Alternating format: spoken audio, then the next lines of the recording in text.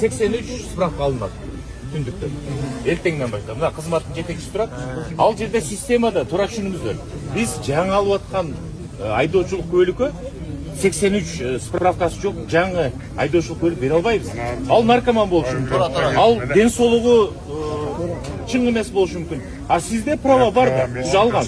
Ошон үчүн буга требовать этилбейт да. Урматтуу жарандар, эртеңден баштап мына бул жерге келбей эле онлайн алмаштырып койгула болду. Онлайн. Бул бизге чыга албайт. Бул менен чыга албайсыз. Тиги менен чыгасыз. Ошон үчүн болуп атпайбы? Бизде биз билесиз да. Россия, Казакстан, Кыргызстан, Армения, Белоруссия биз Европейский Союздабыз да. То есть бул жарабайт тиякта. Кыргызстан ичи жарай берет. Азыр ошон үчүн биз толук кандуу буну жокко чыгарып атпайбыз. Бессрочный дегенди. А сизге азыр жаңы праваны аласыз.